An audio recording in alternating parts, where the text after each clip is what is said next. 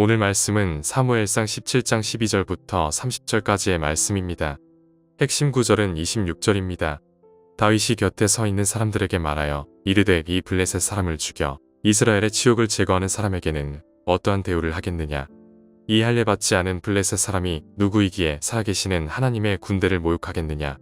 오늘은 다윗과 이스라엘 군대의 차이라는 말씀으로 윈도우 큐티를 나누겠습니다. 지난 화요일 큐티, 우리는 압도적으로 강한 골리앗과 그 앞에 오합지졸 이스라엘 백성들의 대치 상황을 살펴봤는데요. 도저히 이길 수 없을 것 같은 골리앗의 모습은 우리가 살아가는 삶 속에서 사탄이 뿌려놓은 공격과 위협을 의미했죠. 살면서 무수히 많은 인생의 벽이 있습니다. 특히 이 벽은 하나님 믿음을 포기하게 만들고 놓치게 만듭니다. 동시에 세상과 타협하게 만들고 세상에 굴복하게 만들죠.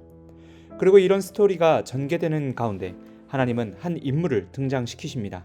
그 인물은 이스라엘 백성들의 일반적인 반응과는 180도 다른 태도로 이 문제를 바라보고 있는데요. 바로 이스라엘의 차기 왕으로 기름 부음 받은 어린 소년 다윗입니다. 26절에 보면 모두가 벌벌 떨고 두려워하고 있을 때 다윗의 명대사가 나옵니다. 이 명대사는 다윗이 현실적인 위협 앞에 어떠한 태도로 일관하고 있는지를 나타내 주는데요.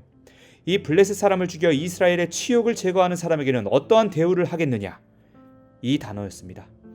하나님의 사람 다윗에게 이것은 두렵고 떨리는 문제가 아니었습니다. 높은 벽이 아니었습니다.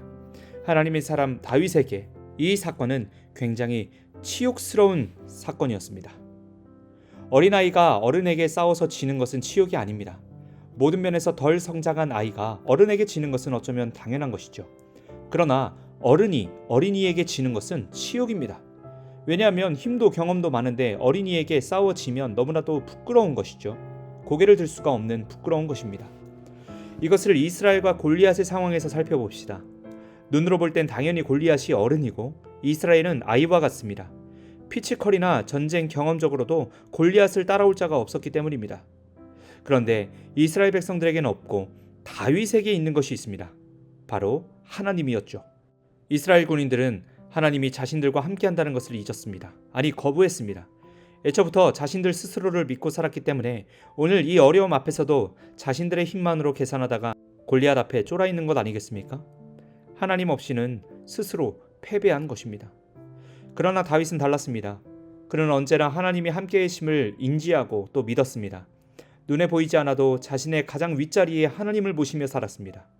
그러니 이스라엘과 하나님을 욕하는 저 골리앗의 음성이 상당히 가소롭고 치욕스럽게 들렸던 것이죠. 이 블레셋 사람을 죽여서 치욕을 제거하리라. 다윗의 이 거룩한 분노, 현실을 뛰어넘는 각오는 하나님을 인지한 자만이 경험할 수 있는 것이었습니다.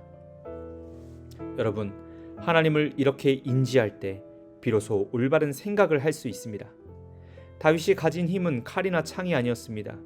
그는 아직 어린 소년이었고 전투 경험도 없었지만 하나님이 함께 하신다는 인식이 모든 계산을 바꾸었습니다.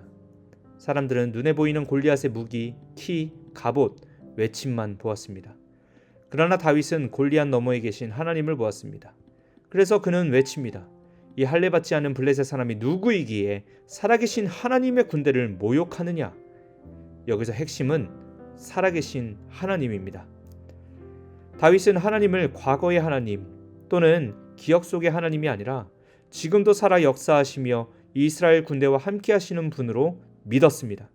그 믿음, 그 인지력이 다윗을 일으키게 되었고 그 인식이 곧 능력이 되어 골리앗을 무찔러 이기게 되었습니다. 여러분, 우리가 현실의 벽 앞에서 믿음을 지키지 못하는 이유는 무엇입니까? 그것은 하나님을 단지 과거의 이야기 속 존재로 여기기 때문입니다. 그러나 다윗처럼 하나님이 지금도 살아계셔서 우리와 함께 하신다는 믿음이 있을 때에 우리는 불가능을 향해 담대히 나아가고 이겨낼 수 있는 것이죠.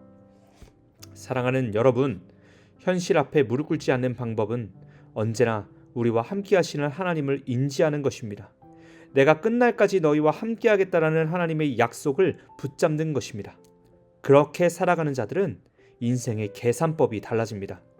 세상의 큰 산이 더 이상 산이 아니라 우리의 밥으로 보일 것입니다. 오늘 다윗의 고백처럼 우리 또한 이렇게 고백할 수 있길 바랍니다. 이 세상 앞에 굴복하지 않겠습니다. 살아계신 하나님을 욕되게 하는 현실을 당연시 여기지 않고 믿음으로 이겨나가겠습니다.